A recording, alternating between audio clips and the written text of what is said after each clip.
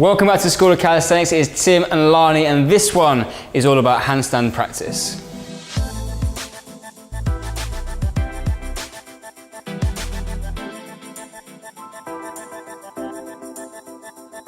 So when we're learning to handstand, we can take an approach where we learn from the bottom up and the top down to piece the movement together in sections, because it's a really complicated thing to just try and nail all in one go. So with that in mind, we're going to focus on doing the frog stand from the bottom and some wall handstands from the top. So let's have a look at the frog stand. We go through the basic exercise technique, and this is where all of our hand balancing from the floor working upwards is going to start from. We want to work in a handstand. We're not really into kicking up. We want to be able to go from a nice, strong, stable position and then press out in a complete show of strength and control. So I'm going to get Lani to jump in. She's going to give us a quick demo. So hands go on the floor. She's going to grip the floor with her fingertips so she can actually use those like her toes would help her to balance.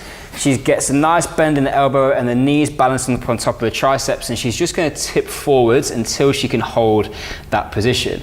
So she holds a really nice shape there. It's looking really stable.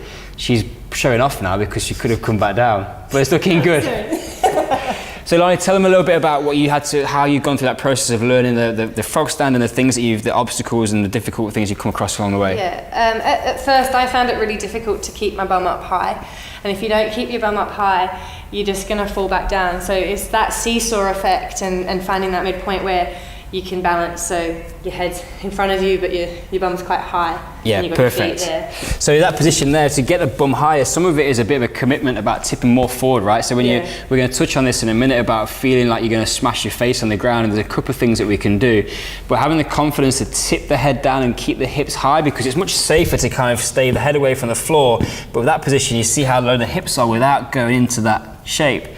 So that's one thing of just getting some confidence, and you've probably found that you've had to build a bit of finger strength so you can actually control that grip. Yeah, definitely. It's all about like gripping on and using those fingertips as well. Perfect. And the other one to have a look at is just the position. If you see, Lani, jump back into your frog stand, you see how high she gets her knees up. She's really mobile, so she's got a good amount of range of movement to play around in there. But her knees up nice and high helps to keep that hip stacked on the shoulder, stacked on the tricep, and we're looking good for the frog stand. And everyone falls. Yeah, we all fall, and that's a really good point.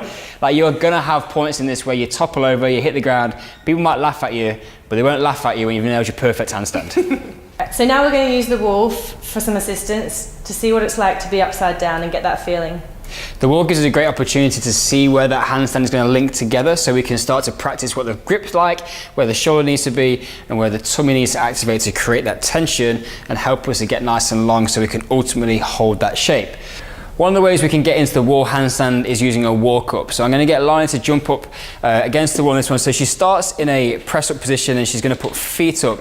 So because we're starting to get upside down and how we feel about that, we might tend to want to start in a slightly lower position, and we can walk in and out wherever we feel comfortable. Ultimately, as we get more confident, we want to start to walk those feet a little bit higher, and she progresses up now into her handstand position. The closer she gets, the more she's going to be into that alignment position, but you can still do some really good work in this slightly less angled position. The real key things to take home from this, so we need the midsection on super tight. We want the glutes working hard to hold that tension, and we're going to be pushing down with the shoulders to trying to make herself as long as possible. And for extra bonus points and a little bit of flair, Lani, we're going to point those toes nice and long, getting super tall and holding that position. So you can spend a bit of time getting comfortable there and just building the strength, and you can walk back in. So as you come back down, and we've got the opportunity then, even if you put a few of these reps together, it's a great exercise in itself just to build some capacity strength around the shoulders. The other option we have to get up into the handstand position is the wall kick up. So Lani's going to again show us, so hands go on the floor. You want to be about a hand's distance away from the wall. If you go too far, you end up with this big banana back, and it's not great for us starting to practice alignment.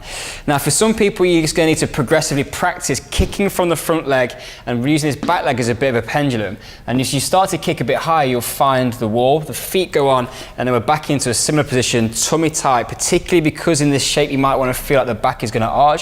We lock in midsection, glutes are working hard. She's making herself as long as possible by pushing the hands into the ground and trying to slide her toes as high up the wall as she can, keeping the tension in there. Okay, brilliant, Lani.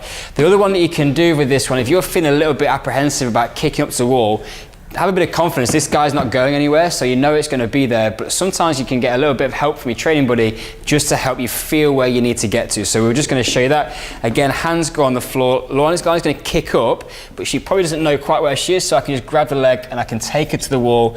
That's a real bit of skill and some learning for where you are in space. Develops what we call kinesthetic awareness. All of a sudden you've got a much better idea of where your feet are in relation to your hands when you're upside down, and you can just spend some more time practicing that, get confident with it, and you're going to be kicking up against the wall in no time.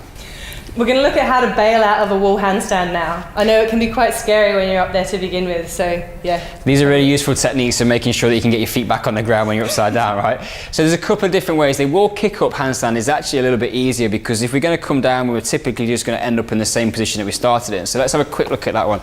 So hands on the floor, Lani's going to kick up into a position.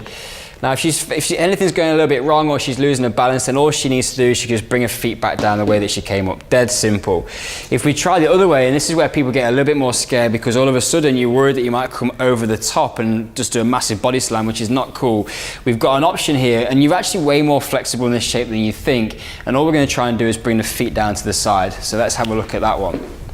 So we start in our press up position as we would do for our wall walk up. We're going to walk up to the wall. If you find that at this stage like things are going a little bit wrong, rather than worrying about coming all the way over the top or having to race your hands back forwards again, all you need to do is just allow your feet to come down to the side. It's a bit like a cartwheel, and we just drop into position there. Much safer than worrying about kind of coming over the top or having to surround yourself by crash mats every time you want to try and do a handstand. Whilst being upside down on a wall stand is quite scary, we can also practice the frog stand, because even though you're closer to the ground, that can still be quite daunting, and no one wants a broken nose.